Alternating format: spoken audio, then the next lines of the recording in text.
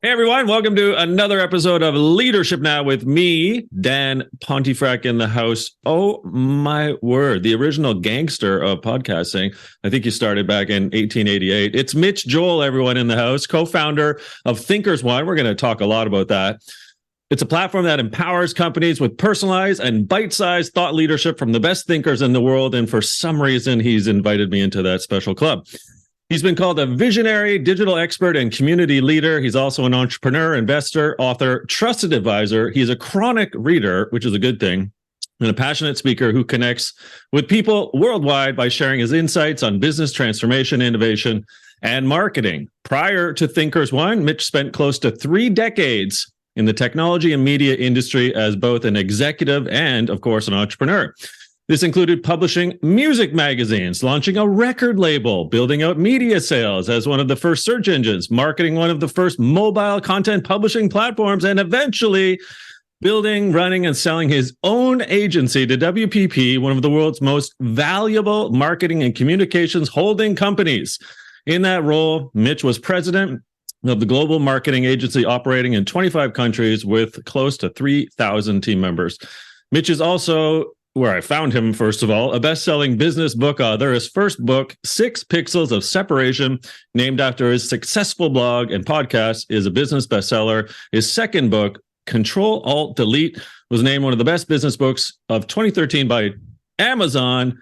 And when I was chief learning officer at TELUS, I paid Mitch. I hired Mitch to deliver, I think it was one of the first over the web live keynotes. I think we might have called it a keynote R or webinar, Mitch, back in the dark ages of 2009.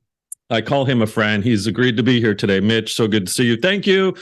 Lots to get to. Obviously, we're going to talk a bit about ThinkersOne because it's a magical little platform over there. But I do want to start going kind of down memory lane. You're a leader. You're an entrepreneur. You've seen a lot. And so I wanted to first actually start back to 2002, and you give credit to that conference, The Power Within, where I believe, we've talked about this before, I think in my car, how that kind of changed things 20 years ago. So what was it? And what were you going into in that conference? All of a sudden you had a demarcation point to create sort of Mitch Joel 2.0. Tell me a bit about that. Well, I'm happy to be here, Dan. Thank you for that very short and generous biography. My mother wrote it. And I'm always happy to represent as the East Coast version of Dan, because you got that whole. 2002 was the year that I joined 2 of what we became 4 business partners in this digital agency that was Twist Image and became Mira. Mm-hmm. And I walked into this role having done media work, having done advertising, sales, and that, but never in the role of we're going to build a digital marketing agency. And when I started thinking about the sales process of, heading in the car and banging on those doors and telling companies back in 2002, convincing them why they might need a website in this world, because that's really where the world was at, I just found myself thinking differently about the fact that I had been a journalist, the fact that I had done magazines, and that maybe there was something in this content I could create, because again, framing it at this time, we had just started to see the early days of blogs and very nascent days of podcasts.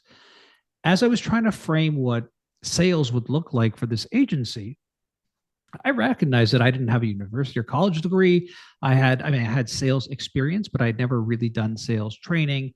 And I thought, let's amplify those skills. And it just so happens that there was this event in Toronto, I live in Montreal, called The Power Within Sales Mastery. And back then they didn't have online ticket sales. So I wound up calling this number, speaking to an individual. They sold me a ticket and said, hey, when you show up, let's, come over to say hi. Okay, I'll do all that stuff. So get in the car, Montreal, Toronto drive, for those who don't know, about 6 hours. I'm doing this, no hotel, no stay over. I don't have much money. I'm in debt at this point. So wake up at, 3 in the morning, start driving so I can be there, get to the event. And it's got all the great sales names you can imagine in a very large, impressive room in one of the convention centers from what I can remember. Went over, introduced myself to this individual, Scott Kavanaugh, who he and I are still really close friends, which is a beautiful thing. And Scott introduces me to the owner of the event, a couple of other people. It turns out that just through my nerdism and reading books, I'd reached out to some of the people on stage, so saying hi and getting to know some other people, things like that. Fast forward, the owner of this event says, "Hey, if you're ever in Toronto and need a place to put your stuff down or do some work, we're growing our office, but we have some space." And I thought, wow, this is amazing to be able to have office space or a place to just put my bags while I go about my meetings in Toronto. I thought was great. And I did that many times. And on one of these occasions, he walked into the office and said, watching your blog, early days of podcasting, see what you're doing, see what you're writing.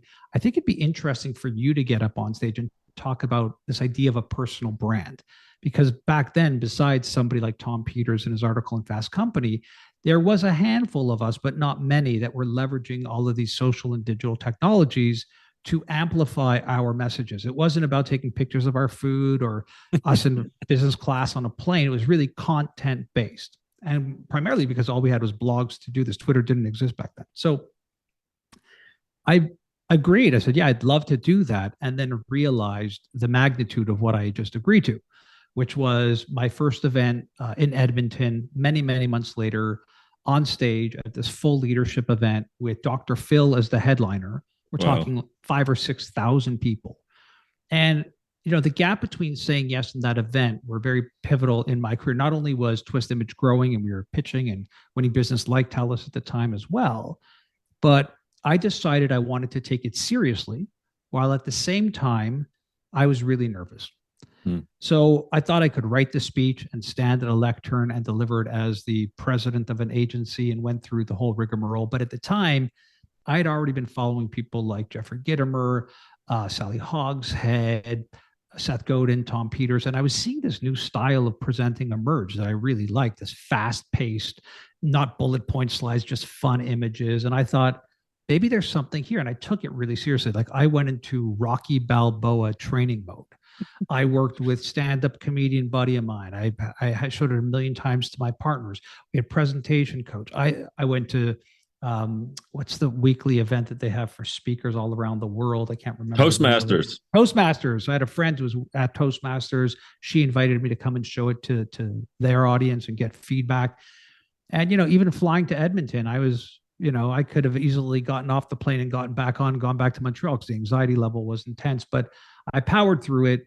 And then the irony of these events is when you're done presenting on stage, they bring you to this area where you're supposed to sign books. I didn't have a book at the time, but the program for the event was a magazine that I'd written an article for. And there was a lineup of people to get my autograph and take pictures. I couldn't believe it.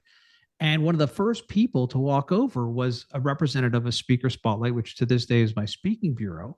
And Marnie, was saying, "Hey, you need to meet," and I literally wound up getting my speaking bureau. It's just a whole bunch of things that led to an entirely different way to think about sales, content, leadership, and beyond. So that's my short answer.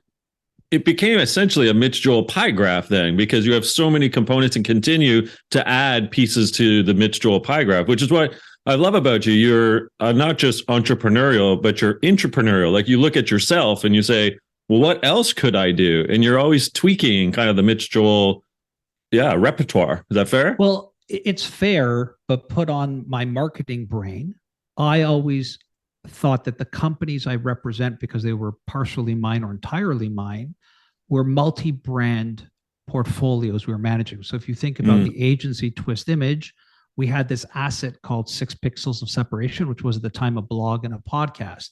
So it was 6 Pixels of Separation, the Twist Image blog or Twist Image podcast. We were also managing this brand of Mitch Joel, this media personality, this person who was talking about how digital is going to change everything and the future is digital and all that stuff. Again, back in 2002, it's evolved since then. And we've expanded that to book deals, representation at speaking bureaus, writing articles and being paid for them because I had a background in journalism.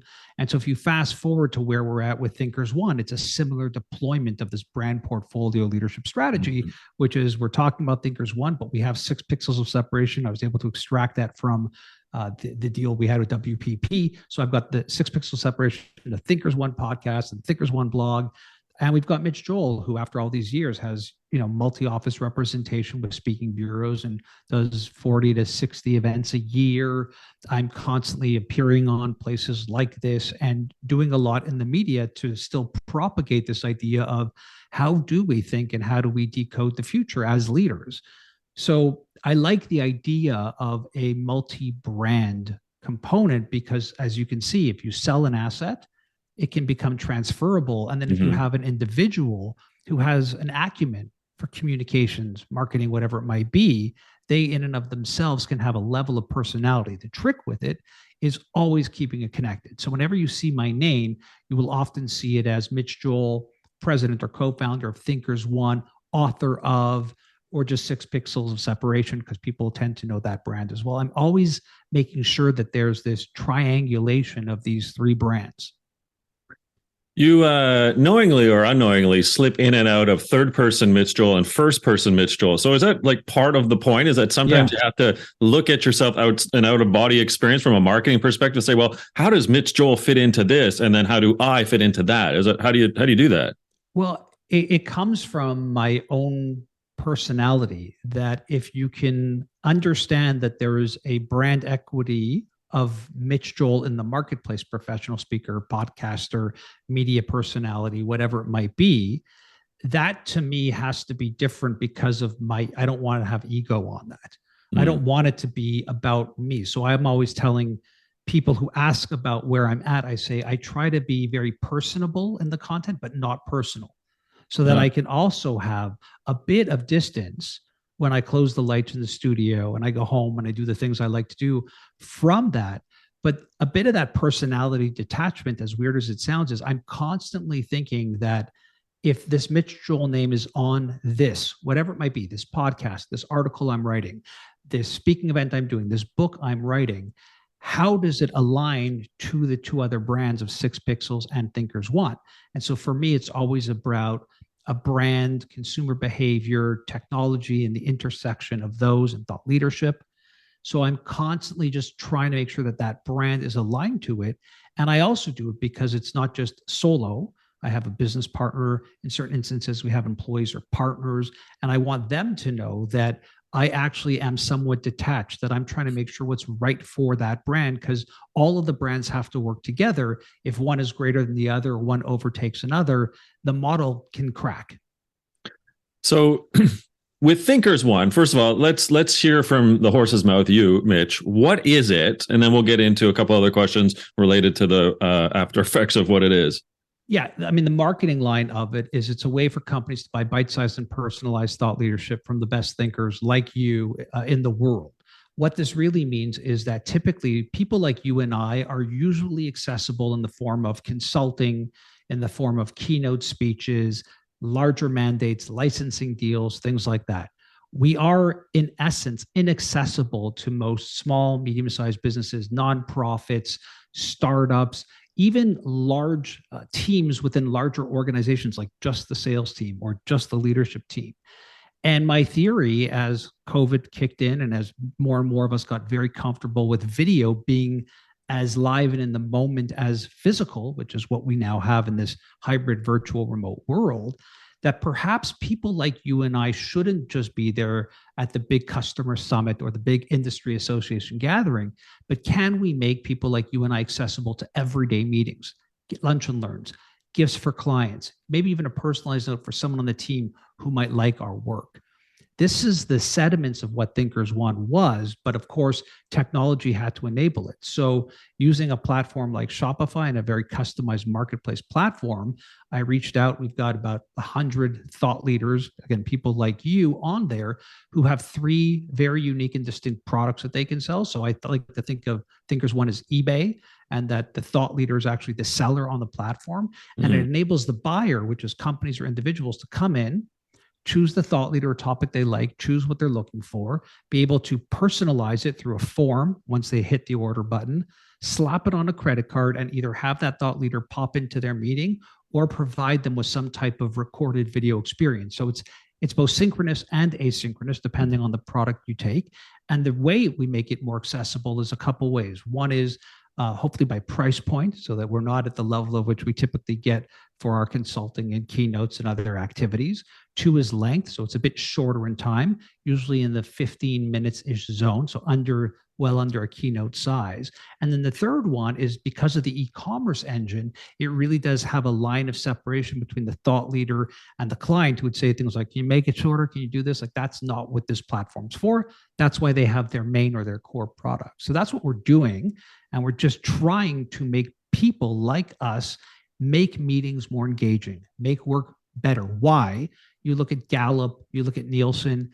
If you see how distanced most employees are feeling, disconnected and disengaged from work, one of the main reasons is they feel like they're not learning or growing. Mm-hmm. And I believe that ThinkersOne is an exceptional gateway for companies to make their employees more engaged. And by the way, it doesn't cut into additional time because they can run these in their regularly scheduled meetings. To me, I mean, one of the things that I loved about it when you reached out and said, hey, look at what we're cooking up over here with ThinkersOne. I thought about it. I put my chief learning officer hat on. Of course, I'm a recovering one. And I think about exactly where you had pointed out, Mitch, and that is the team member needs to feel connected if they want to be part of a culture. And what, ironically, I suppose, right, what COVID did was disassociate ourselves from others. And so what I'm hearing you say is that ThinkersOne also has an ability to unite and actually to create a culture if we're still going to be in these hybrid scenarios. So do you see ThinkersOne as a way in which to bridge some of those gaps that have, well, let's be honest, we're coming into the pandemic already and we're exacerbated by the pandemic itself? Yes, and the and part is, if you think about the model, I would beg others to say what other platform, maybe besides ThinkersOne, works in all 3 formats: a physical environment, a virtual, or a hybrid. So think about it. If everybody were here physically in my office boardroom right now where I'm recording, and we were having our leadership meeting, I said, before we go, we have a special video message for us, created uniquely for us by Dan Pontefract. Watch this. Or you were there live for 20 minutes, so asynchronous or not. That would be very powerful. If it's hybrid, it works. If it's virtual, it works. So the part that I think is magical about this is it satiates the biggest challenge that these chief learning officers or the L&D department or the HR department is facing, which is, I can do a bunch of things, but most of them only work if we're all there in person or if we're hybrid. Like, they have to then cobble together more than they had to. And the real thing is, and I surveyed people on LinkedIn, and you could see there was, almost 60% of people on there, and several hundred of them were saying that they have more meetings than ever before, which makes sense. If you think about, we thought, because of, no, we have more meetings because now we have to, I need you for 15 minutes. I'm not here. I'm physically not there. It's really a lot. And what's happening is, as we know, is it's like the torso experience. You're not really getting what we need. And versus me walking over and grabbing a coffee with you, and we're walking, we run into someone else, every meeting or need becomes a 15, 30, or 60 minute or 45-minute block in your calendar. And so with all of that, my thinking, and it looks like the data is backing this up now, is that these chief learning officers, these L&D, these HR departments are really trying to navigate a world where people are going to virtually burn out more than they ever have. And so again, what I think makes it unique is that it satiates all 3 moments. And that makes it really powerful, because these chief learning officers now aren't trying to figure out, well, if it's a physical event, what am I doing to make this worthwhile? If it's a virtual event, what am I doing? If it's a hybrid, and that is right now what they're doing, which is a really challenging place for everybody to be. Mm-hmm. Yeah, it is. I mean, if culture is going to be your competitive advantage, you have to think about where your team member is at in terms of their commitment to the organization, and how, as learning officers, HR people, even executives, non-HR, have to be thinking about, well, what are we going to do to create these connections? And if that connection can come at meetings at the beginning with a 10-minute live piece from me or you or some of the other thinkers, I think it does a wonderful way to say, oh, my leader's thinking about us differently. And there's some expert from the outside that they care enough about to bring in for whatever, 10 minutes, 12 minutes. And then it kind of kicks off a meeting or a roundtable or something. I just think that's why I love it so unique. So how are you seeing some of the success, metrics or factors in how so far ThinkersOne is going? Well, I'd amplify what you're saying. And also, what's beautiful about the platform, and again, it'll be expanding as we add more and more thinkers and different topics, is the fact that not only are you doing exactly what you said, but you can cater that message by, depending on who you choose and the topics they have, to issues that you are directly dealing with. So it's not this ambiguous, let's just have someone come in here and talk to us about random things. If you're thinking about, look, we're going through this massive digital transformation, maybe Mitch is your person. If we're thinking about how do we lead better as a team, maybe Dan is your person. Mm-hmm. So that's the other piece of magic to it. In terms of success, it's been really great. If I think about it from the thought leader or the thinker side, they do this, they get the order, they fill the order, they show up, we'll create this video, and they get paid. And this is, as you know, this is much different from our world of the back and forth, getting invoices signed, getting into procurement, sending the bill, waiting for it. You never get paid. You got to chase them down. Like, so from their efficiency side, the ability to come in, be brief, be brilliant, be gone, it's magical. It's really, really great. From the client side, it's funny. I jokingly say, I think they're surprised by how good the product is because it's been a lot of very, very complimentary feedback for it. And I think part of the reason is, even though on each thought leader's platform, they have a video demo showing you what it's going to look like, I think just culturally, we think it's going to be the thought leader on a cell phone on their balcony in Florida or something. So when they get these highly professional, really good looking HD 1080p videos, they're like, this is amazing. And not to mention the fact that, one, these thought leaders aren't celebrities who are just doing this for the side. They are passionate about connecting their ideas to more people. So the content is of high quality, the production is of high quality. And to me, that's the metric. The metric is the thought leader suddenly really encouraged to try and sell these more and more? Because it's a great way for any organization to test the brand, essentially, right? Take Dan Pontefract for a test drive and see if you like his content. And the other side is, what's the feedback from the companies? The unique aspect of this that we're dealing with, and it's a marketing challenge and sales challenge, is it's something new. I don't think companies are used to slap it on a credit card and have it show up. They're used to the process, the admin process we spoke about. So, with every new business, there's challenges with building a marketplace, supply and demand. There's challenges, but I look at it more like this is a great way to help thought leaders get their messages to more and more people. But more importantly, it is a social business for me, meaning at the end of the year, when I look at where I spoke, and I primarily do keynote speeches, I don't do much consulting or anything. It's usually just for companies that can afford my fee. Mm-hmm. How many of those companies that reached out to me during the year could have used my content? There's many, but they didn't have the budget. So now, instead of the hard no, because you can't afford my core products, I have a way for them to connect as well. So that's the non-analytic, data-driven feedback that I'm looking for right now.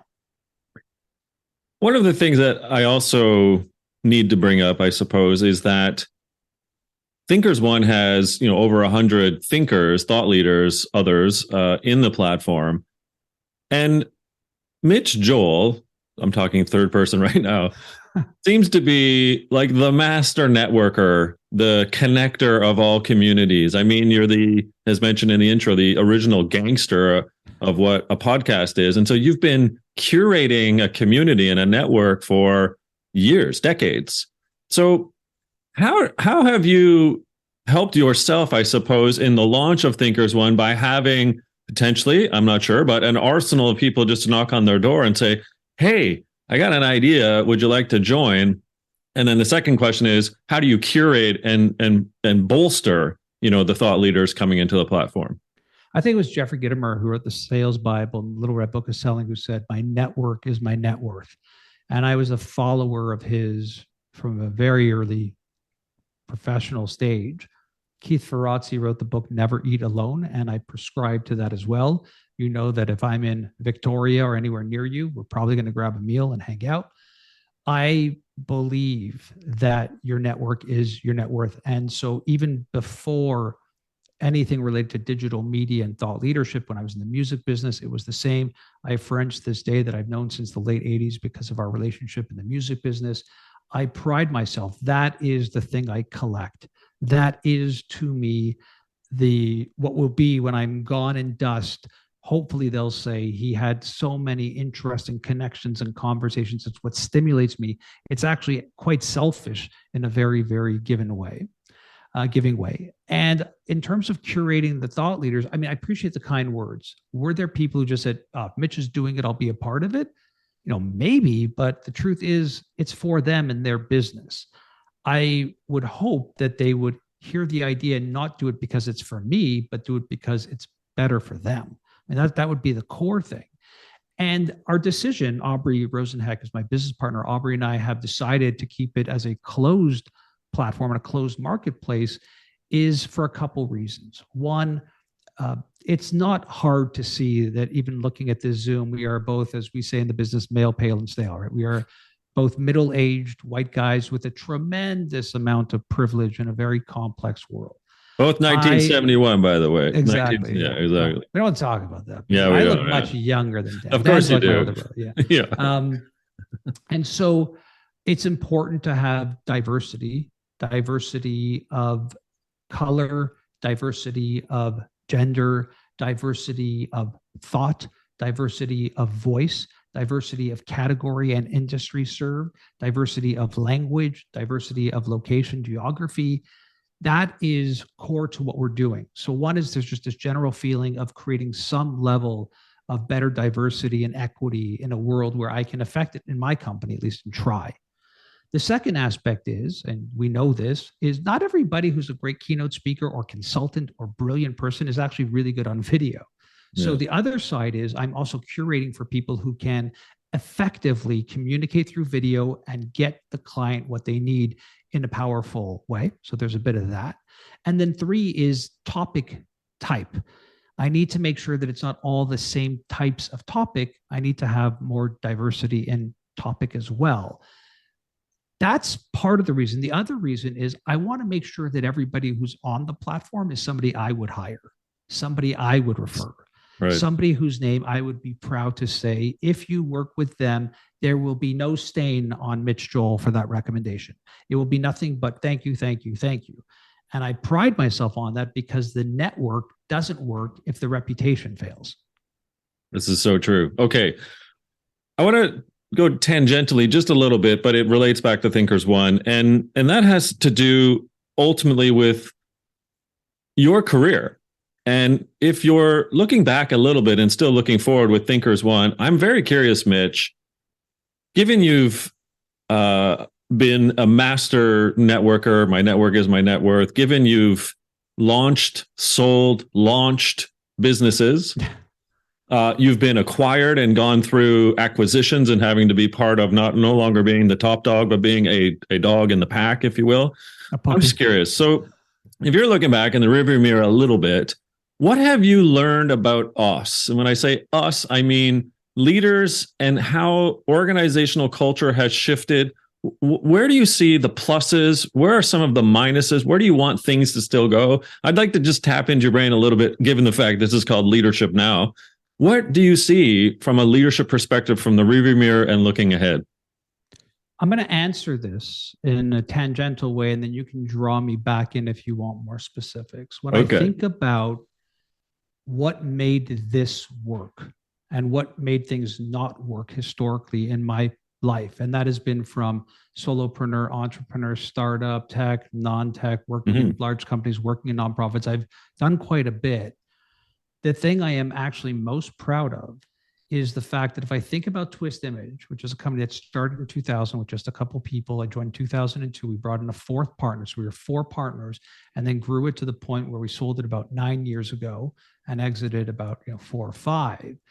The fact that as 4 business partners who had very different roles in the organization, one was CEO, I was more sales president, one was more tech design, one was more CFO operational. The fact that the 4 of us are still best friends, the fact that we text each other all the time, still the fact that I still work with one of them, Aubrey, who's my business partner, and the fact that I can look at what was that large acquisition over a larger period of time of Twist Image becoming Mirum and seeing that the people who had acquired us from both WPP, which was the holding company, and even what is now Wonderman, how almost anybody who had touched our acquisition did not outlast the 4 of us. I mean, it's staggering to think about that we made it longer. The fact that there's the CFO of the international, massive, large organization came to us and said at the end, before it was all done, saying, how are you together? You're in a world where any other agency that's been acquired, partner left, someone got fired, they got into a fight, this person wanted to sue that person. And we saw that with the other acquisitions that were done. So it's a tangential way of saying you need to align yourself with the best possible people. And usually those people are not the ones who are like you. In fact, they're the opposite. The reason the four of us worked so well was, one, I didn't like the work that any of the other three had to do. And candidly, they didn't like the work that I had to do. So the fact that I'm getting up on stage and getting accolades was not something that any of the other three actually wanted at all. And the fact that they could be at home and with their kids and having supper, and I'm in some hotel in Florida, they didn't mind that at all. The other thing that I think plays into the story as well, and we're seeing this in the economy at a greater scale, is we made an agreement. And the agreement was, we will always be knives out. Our backs with each other, knives out. The reason is the minute something goes sideways, always the first thing that happens is everyone turns and goes knives in. Whose fault is it? Who's the problem? We got to get rid of it. And we said, it will never be that way. We will blow the entire team that we hired out of the water if it means the four of us have to start over again. That was the psychology and philosophy of how we operated. You had an employee come in and talk crap about one of the partners. None of that. None of that was happening. That makes it really hard, by the way. It makes it hard for a fifth to rise. It's a different type of business. It makes it really challenging in a lot of different ways. But we knew that if we could survive and thrive and grow like that, that would be some of the best. And again, my greatest pride is in the fact that we did it without any quit, without any leaving, without anybody not carrying their weight, that bucket up that hill. We did it. And I think there's a lot of lessons to be pulled from what's happening in leadership today versus what should be happening by that story, not because it's me and go Mitch, but just because I've spent so much time in so many industries, and I don't think I've ever seen that ever. You're a music aficionado, of course, and it sort of slightly reminds me to two sort of tragically hip references, if we can bring in Jake Gold. I knew you were going to. Well, the two things are this, right? First, Rob Baker, who's lead guitarist of the Hip, when the Hip ended their career back in 2016 on August the 20th, sort of came out about a month later and said, I got this text from a band in Texas or Atlanta. And the text basically was, you landed the balloon. No one ever lands the balloon. Right. And you were intact for all these years. And it sounds similar to that. You've landed your balloon, but are still friends within the construct of what you created and the sort of that familial atmosphere of being kin to one another. I spent so many years in the music industry, and some might argue I'm still there because I have a bass podcast that I do. And I just have, again, like I could go into any industry I was in, from publishing magazines to the music business to tech to nonprofit. And I just don't see it. I've seen individuals last 20, 30, 40 years, but never united as a front. It's very rare. It's very uncommon. So I heard that same story, and it did make me smile. The difference in the Tragically Hip, obviously, is the tragedy part that Gord Downey, the lead singer, died. So is it true that they could have been able to land the balloon if he had remained, and years later? We'll never really know. But here we sit, knock on wood, healthy, 4 individuals. One remains my business partner. All of us together are very connected. We didn't land the balloon. The balloon, as far as I'm concerned, is still hovering. Okay, gotcha. Excellent. All right. Final question, and then we find out more about Mitch Joel and ThinkersOne, obviously. Words of wisdom. So people listening in, watching us yammering on about all things under the sun of thought leadership and thinkers and leadership itself. What's the words of wisdom from Mitch Joel as this is 2023, looking ahead? What is it that you believe that as a leader of self, and even if you are a leader of others, What should we be thinking about in this day and age of where society is? Because you're such a chronic reader, you're such a plugged-in individual. You always pontificate about things. When we have our beers or dinners, you're always on about something. I'm curious for the listener and the watcher, the viewer, what is it that you, Mitch Joel, would subscribe to for people to be looking out for going forward? I think we are spending way too much time on our screens. And there's an irony and a paradox in this, that it's easy to treat TikTok like the new fidget spinner. That it's easy to be having dinner and to also have the phone and the texts and the back and forth. And I have young kids. I watch how they interact. It might be old man on the porch yelling, "Get off the lawn." But I really believe in what happens in our protein form.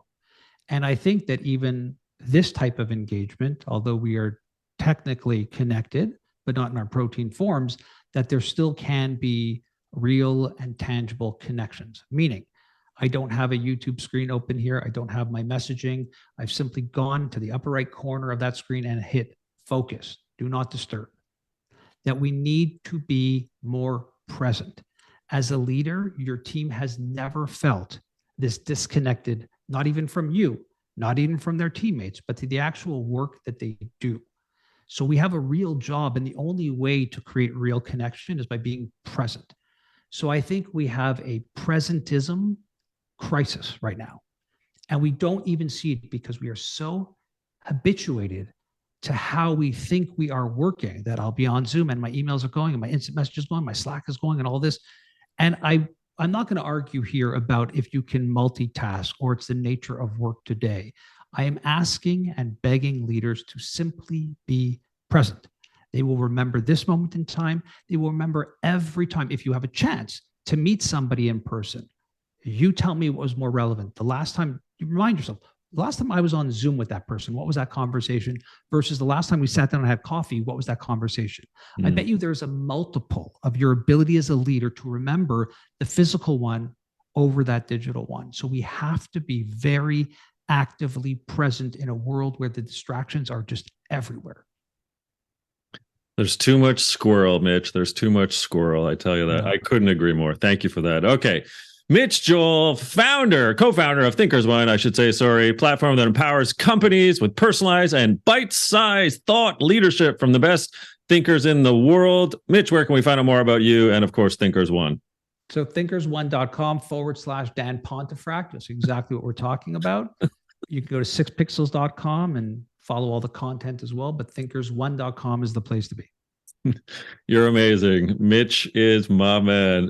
Thank you so much for this and all that you do, Mitch. I mean, people have been looking up to you for years, as I have. I just love how your brain works. You're a connector of ideas and thought leadership, but you're a kind, humanistic person from the get-go. And that's where I think your real sweet spot is, Mitch. You look at things from a humanity perspective, just as per the last answer you gave in terms of our distractedness and having to become more present. Thank you for being human and humane in what you do and what you bring to the world. Well, the reason it works is because it's a mutual admiration society. So whatever you said bounces off me and sticks onto you. I love the boomerang effect. Fantastic. Okay, everyone. Thanks for tuning in. Another episode of Leadership Now today with very special guest, my man, Mitch Joel. Thank you, Mitch.